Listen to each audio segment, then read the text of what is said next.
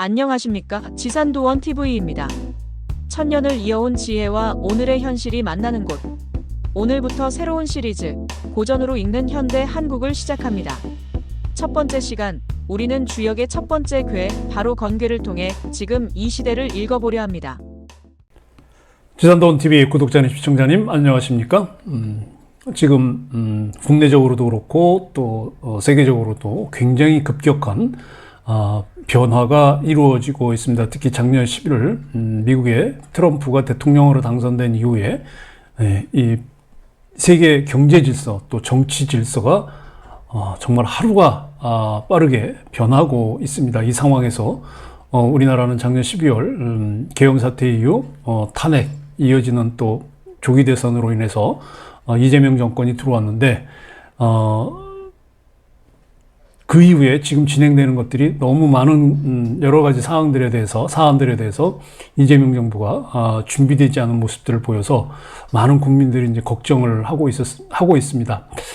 제가 이 방송을 한 게 6년 전이죠. 2019년 9월 조국 사태 때 제가 이 방송을 시작을 했는데 그 이후로 주요 이제 정치적 위기들이 상당히 많이 있었죠. 제가 방송 시작하기 전에 2016년, 17년에 박근혜 전 대통령 탄핵 사태부터 시작해서 지금까지 굉장히 급격한 정치적 변화가 국내에서 일어나고 있습니다.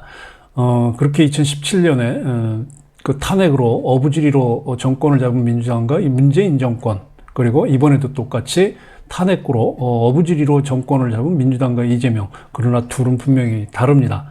2019년 조국 사태 당시의 문재인 정권 때는 조국이라는 그 엘리트 좌파 정치인 엘리트의 그 위선가 거짓이 드러나는 사건이었고, 그리고 문재인의 무능한 것이 같이 이루어졌는데, 사실 조국 사태에 의해서 문재인의 무능은 사실 가려졌는데, 지금은 이재명 정권도 지금 똑같이 급변하는 세계 정세나 외교에 대응을 하지 못하는 것은 지금 똑같은 무능이긴 하나 다른 방법으로 정치적인 굉장히 혼란을 이야기하고 있죠. 헌법에 규정된 대한민국의 대의민주주의 그 구조인 이제 삼권 분립을 깨거나, 그리고 이재명 본인의 그 재판을 무력화시키기 위해서 사법부를 지금 계속 개혁이라는 미명하에 바꾸려고 하고 있습니다.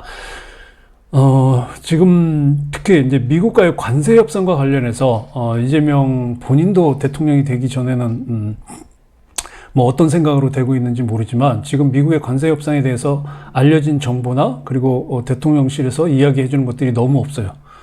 그러니까 이것이 이제 잘못됐을 경우 그 위기는 한국 국민들이 스스로가 알아서 그 감당을 해야 되는, 그야말로 각자 도생의 시기로 가야 되지 않는가라는 생각을 지금 하고 있습니다. 작년 11월 트럼프가 대통령이 되고 관세 협상 이야기 나올 때 사실 우리나라가 그 겪은 정치적 혼란은 뭐 엄청났죠. 그래도 이제 탄핵 사태 이후에 이 민주당이나 이재명이 이 관세 협상에 대해서 아무런 준비도 안 했고, 그리고 트럼프가 벌이고 있는 이 세계 질서 변화에 아무런 준비도 없이 지금 권력을 잡다 보니까 이런 혼란이 지금 오는 거죠. 예, 오늘 주제로 한번 들어가 볼까요? 오늘 주제, 주역 건괴가 말해주는 위기와 기회잖아요. 먼저 첫 번째 이제 현상 분석을 한번 해보려고 합니다. 현재 한국 사회의 모습, 2025년 대한민국, 우리는 지금 깊은 혼란 속에 있습니다. 하지만 제가 오늘 이야기하려는 것은 특정 정치인이나 정당의 잘잘못을 이야기하려는 것은 아닙니다. 우리 사회의 시스템 전체가 맞닥뜨리는 어떤 구조적인 전환기에 봉착해 있다라고 하는 이야기를 드리려고 합니다. 자, 그렇다면 어떤 전환기에 우리가 처해 있느냐, 여러분들께 몇 가지 숫자를 좀 보여드리겠습니다. 경제 분야로 보면 소득 5분위 배율은 6.8배예요.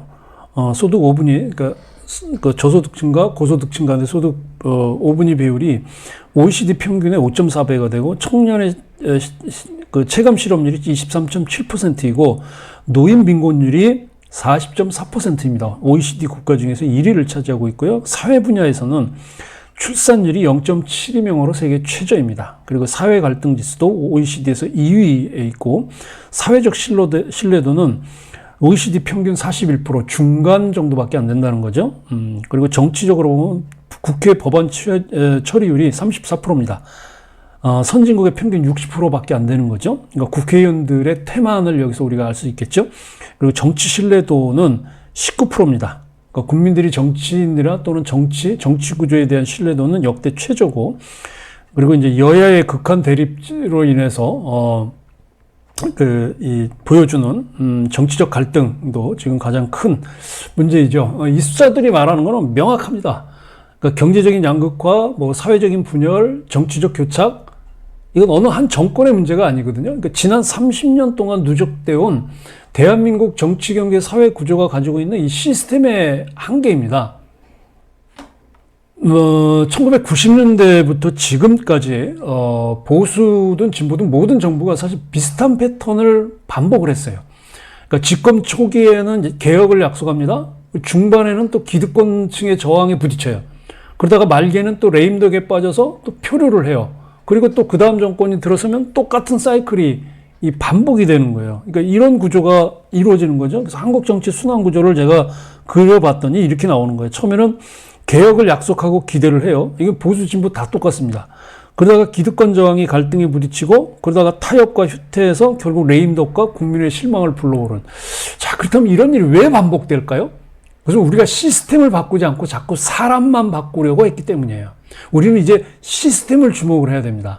사람이 바뀌어도 시스템이 정상적으로 돌아가면 한국이 이렇게 정치적으로 사회적으로 불안하지 않습니다. 불안정한 사회를 겪지 않아도 되는 거예요. 그러니까 국민들은 자꾸 사람에게만 매달리니까, 대통령 한 사람, 정치인 한 사람에게만 자꾸 매달리다 보니까 이 시스템을 바꾸지 못하는 문제가 생기고, 그러다 보니까 이런 악순환이 계속 반복되는 거예요. 그러니까 승자 독식의 구조, 또 진영 대립의 정치 문화, 그리고 단기적인 어떤 성과 위주, 이런 구조 속에서는 누가 권력을 잡든 비슷한 결과가 나올 수밖에 없습니다. 자, 그렇다면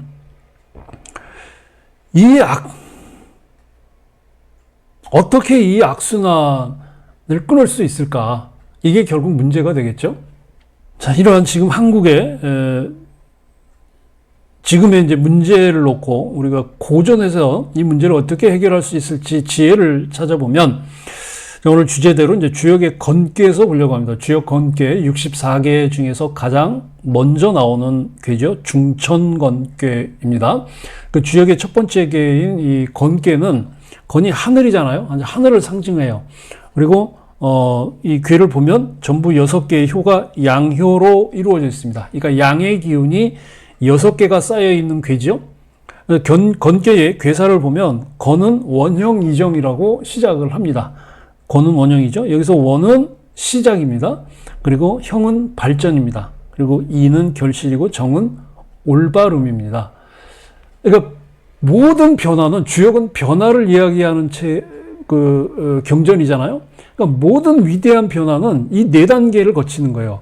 원형 이정을 거치는 겁니다. 그리고 건괴는 용을 상징합니다. 그리고 그 효사에 보면 이제 용에 관한 이야기가 나오죠. 그 6개의 효, 6개의 효, 각 효마다 용의 변화 과정이 담겨져 있습니다.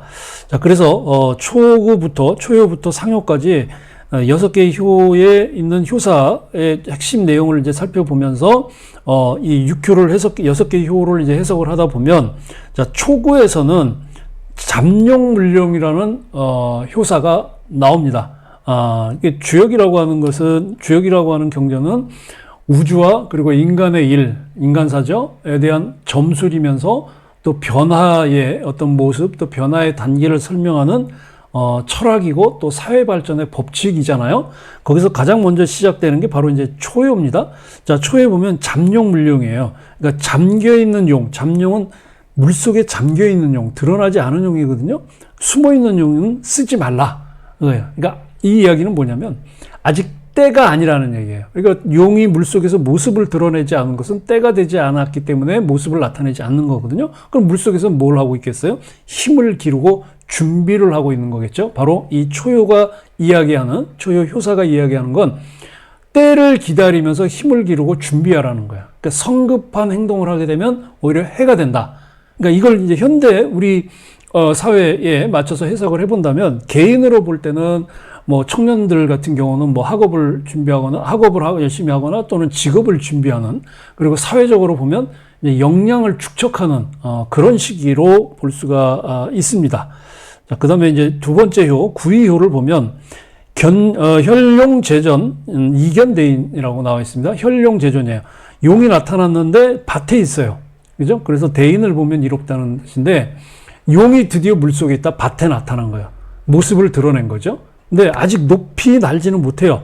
물속에서 밭으로 나오기는 했으나 아직 날지는 못하는 거예요. 이거 결국 뭐냐? 현실 속에서 실력을 검증받아야 하는 단계를 지금 구의효에서 이야기를 하는 거예요.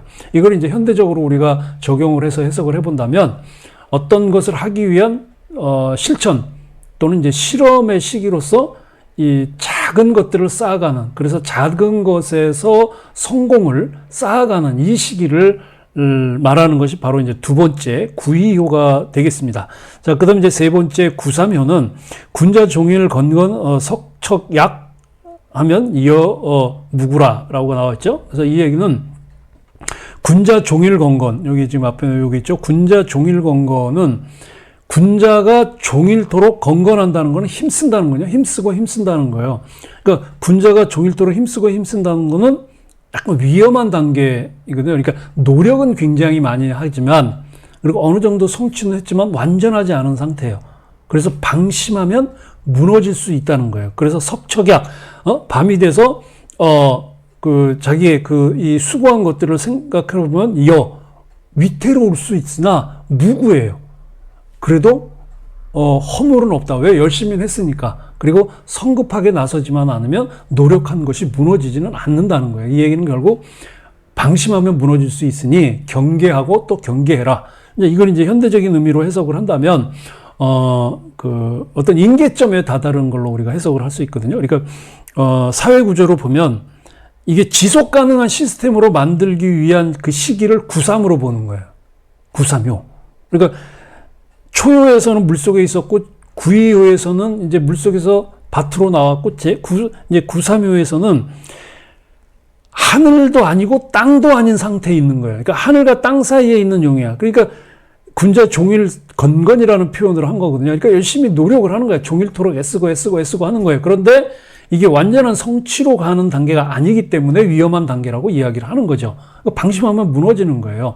그런데 위험하긴 하지만 허물은 없는 거예요. 왜? 노력은 하고 있으니까. 이걸 이제 사회적으로 보면 그 사회가 건강하고 안정되게 유지되고 순환되기 위한 어떤 시스템을 구축하는 단계라고 보시면 되겠습니다. 자, 그 다음에 이제 구사효를 보면 혹약재연 무구라 이제 돼 있어요. 자, 이건 이제 혹 뛰거나 혹은 뭐 연못에 있거나 한다는 얘기인데, 그렇게 되면 이제 허물이 없다. 이게 혹약재연이라는 거는 뭐 혹뛰기도 하고 뭐 또 연못가이기도 하고, 그러니까 이게 뛰기도 하고 연못에 있다라고 하는 거는, 아까 구삼효는 하늘과 땅 사이에 있는 거잖아요. 날지는 않은 거거든요. 날려고 노력을 하는 거지. 근데 이제 구사효에 와서는 뛰기는 해. 그러니까 도약을 할 건가 아니면 안전하게 물속에 있을 것인가. 그러니까 선택의 순간이에요. 그러니까 구사효에서는 이제 결단을 해야 되는 거예요. 그런데 이 결단은 신중해야 되는 거죠. 그러니까 이건 이제 현대적인 우리 이 사회 시스템의 문제로 보면 전환의 기로에 있는 거예요. 그러니까 과감한 혁신이냐, 과감한 변화냐, 아니면 점진적인 개선을 할 거냐, 그게 바로 구사효 단계라고 보시면 됩니다. 개인도 마찬가지죠. 개인도. 자, 그다음에 구오효를 보면 비룡제천이요, 이견대인이라. 비룡제천은 나르는 용이 하늘에 있다. 제천. 그죠? 나르는 용이, 나는 용이 제천. 하늘에 있어. 절정의 순간이죠. 이제 용이 드디어 하늘로 난 거예요. 모든 것이 완벽하게 작동합니다. 그런데 여기서 우리가 지금 알아야 되는 것은 이 구호효사에서 용이 드디어 하늘로 날았지만 이것이 영원하지는 않다라는 걸 알아야 돼. 그러니까 용이 하늘로 날았다는 것은 우리 인간사로 보면은 이게 그 성공이거든요. 그러니까 번영이 이제 막 이 정점에 올라가는 거예요. 근데 이게 끝은 아니라는 거예요. 그렇죠? 왜? 그 다음을 준비를 해야 되잖아요. 자, 그 다음은 이제 어떻게 준비를 할 것이냐는 이 용이 하늘을 오르면서 쉬었다 올라오고 뭐 해야 되는데, 자, 이제 그 다음에 이제 상여효를 보면, 상구효를 보면 항용유예요. 너무 높이 올라갔어요. 구호효에서 용이 막 올라가다 보니까 그냥 막 끝까지 올라가 버린 거야. 너무 높이 오른 용은 후회가 있다. 이게 상구 효의 상육이라고 되어 있네요. 상구인데 오타입니다. 여기 상구입니다. 너무 높이 올라가면 추락해요. 그죠? 용이 하늘을 날 때도 자기가 올라갈 수 있을 만큼 올라가야 되지, 이게 극에 달하면 반드시 돌아오는 거예요. 극즉반이잖아요. 극즉반. 지금 우리나라도 그렇고 지금 세계 질서도 그렇고 이게 지금 극으로 가고 있습니다. 특히 우리나라는 지금 이게 정치가 진짜 극단으로 가고 있잖아요. 특히 이제 그 정부 여당, 이재명 정부와 민주당이 하는 거 보면 완전히 극단으로 가는 거야. 모든 법률, 헌법 무시하고 모든 시스템 무시하고 오로지 한 개인을 위해서 가는 거예요. 권력자 한 사람을 위해. 그래서 극에 달하면 반드시 뒤집어지게 돼 있습니다. 극즉반이에요. 이게 자연의 법칙이에요. 그리고 역사의 법칙입니다. 이걸 현대적인 해석으로 보면 오만의 위험을 나타내는 거예요. 오만. 그러니까 극에 다른다는 건 뭐냐면 자기의 분수에 맞춰서 단계 능력껏 가고 많은 사람들과 화합하면서 서로 조화를 이루면서 가는 것이 자연의 법칙이지, 자기의 뜻만 좋다고 자기의 뜻만 이루겠다고 앞서 달려나가서 극단으로 치우치게 되면 오만해지는 것이고, 오만은 위험을 불러오고 그리고 영원한 권력은 없다라는 이야기를 하는 겁니다. 자, 그렇다면 여기서 우리가 또 하나 알아야 되는 게, 이 중천권계는요, 다른 63개의 괴 중에 없는 효가 하나 있는데 바로 용구입니다. 그러니까 이 상구효 위에 용구가 또 하나가 있어요. 그 용구에 대한 얘기가 나오는데, 용구의 효사가 뭐냐면 견군용 무수 길이라. 견군용 무수라는 게 뭐냐면 군용이라는 건 물이 지은 용이거든요. 이거 용의 무리들이에요. 지금 사진 그림 보시는 것처럼 막 용이 여러 용들이 지금 무리 지어 있는 게 군용이거든요. 군용인데 무수, 머리가 없어. 머리가 없다라는 거는 이게 그 소위 말하는 이제 내가 잘났다, 네가 잘났다고 하는 소위 이제 이 리더가 없다는 거예요. 그러니까 무리 지은 용들이 머리가 없다라고 하는 것을 이제 본다는 건데, 이게 좋다는 거예요, 길. 근데 그럼, 아니, 무리 여러 많은 용들이 있는데, 무리를 이끄는 용들에게 지도자가 없어? 머리가 없어? 이거 혼란 아니야? 그렇지 않은 거예요. 오히려, 지금 용구 효사에서는 이렇게 무리 지은 용들에게 머리가 없는 것이 가장 이상적이라는 것을 보여주는 거예요. 뭐를 얘기하는 거냐? 조화입니다, 조화. 이런 거죠, 이런 거. 조화.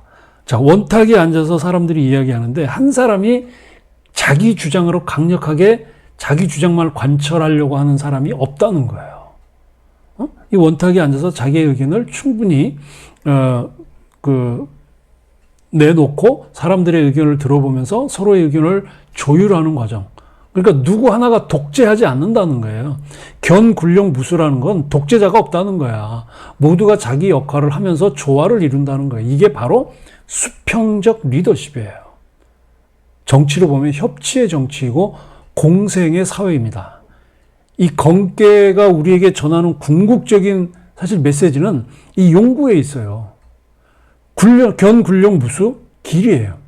무리 지은 용들이 서로 앞서 나서는 머리가 없다고 하는 것이 길에다 좋다라고 하는 것은 결국 진정한 리더십은 독재가 아닌 조화라고 하는 이런 얘기를 지금 하고 있는 겁니다.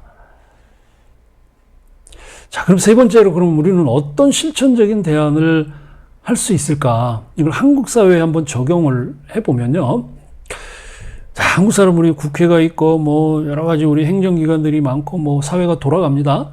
자, 그렇다면 이 건계의 지혜를 지금 우리 사회에 어떻게 적용할 수 있을까요? 우리가 머릿속으로만 알면 소용없잖아요. 이걸 이 고전의 지혜를 우리 생활에서 적용해서 바꿔나가고 왜냐하면 주역 자체가 변화의 경전 아닙니까? 변화의 지혜서이고요.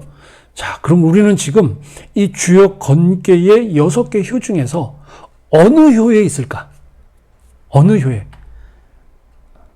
지금 우리 한국은 중천건계의 3번째 효에 있습니다. 3번째 효.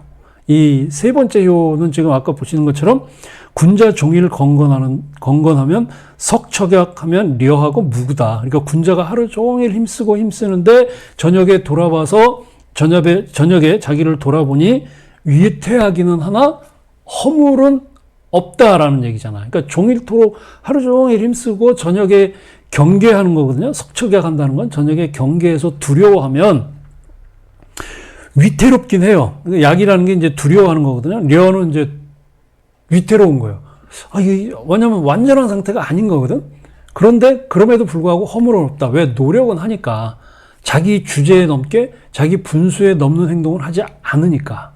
자, 그렇다면 우리 한국 사회를 놓고 이 중천건계의 3효의 효사를 놓고 적용을 해본다면 우리 대한민국은 어느 정도 민주화와 경제 발전을 이뤘어요. 굉장히 빠른 시간 내에 이뤘죠.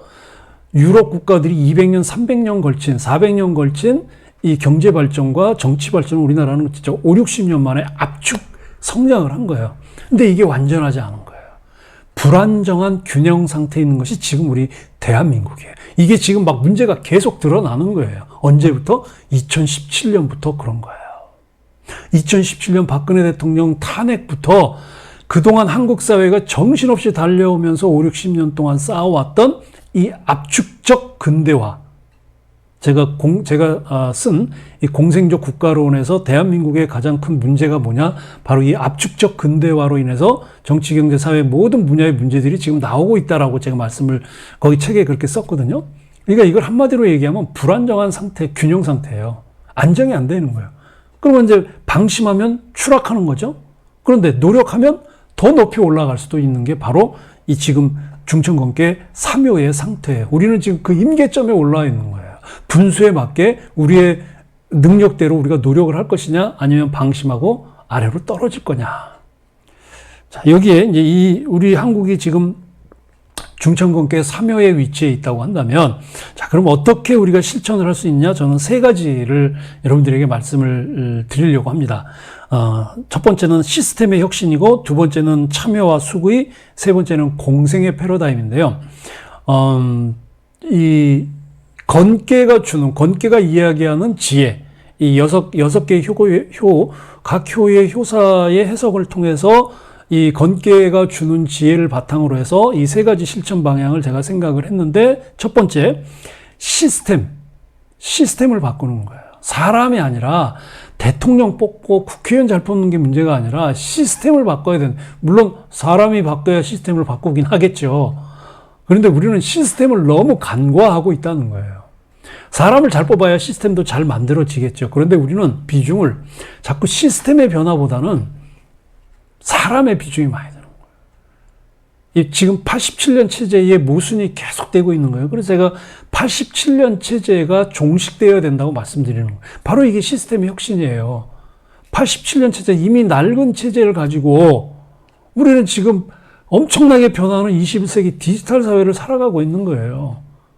그래서 건계가 말하는 겁니다. 용도의 단계를 거쳐야 된다고. 이만큼 앞서 나가면 이만큼 앞서 나간 시스템을 세워야지. 이만큼 앞서 나갔는데 뒤처진 시스템으로 그 구조가 유지되겠어요? 그래서 성급한 혁명이 아니라 단계적인 변화가 필요한 겁니다. 구체적으로 보면 우리나라 선거제도의 가장 나쁜 게 이게 승자 독식 선거제도잖아요. 다수 득표 단순 당선제잖아요. 그러니까 이걸 좀 비례성을 강화하는 방향으로 가야 됩니다. 그리고 지나치게 양당 중심으로 되었어요. 미국의 정치 구조는 양당으로 워낙 시작을 했기 때문에 미국의 정치 구조는 양당으로 굳었지만 우리나라는 양당 정치가 아니어도 충분해요. 땅덩어리가 워낙 좁기 때문에 다양한 의견들을 수렴할 수 있는 그 지형을 가지고 있어요. 그러면 양당 중심에서 다당대 협치 구조로 가야 되겠죠. 그죠? 그리고 이 단기, 임기가 이제 5년인 단임 대통령제다 보니 자꾸 단기적으로 성과를 내려고 하는 게 많아요. 이걸 좀 장기적인 비전 중심제로 가야, 이게 시스템의 변화가 이루어지는 겁니다. 제가 이 내용을, 공생적 복지국가론에서 제안을 했습니다. 바로 이제 이거거든요. 자, 그 다음에 이제 두 번째는 이제 참여와 수기인데요. 이게 이제 연구의 정신이에요. 이 참여와 수기가 아까 연구, 맞죠? 연구의 핵심 효사가 뭐예요? 견군령 무수회거든요.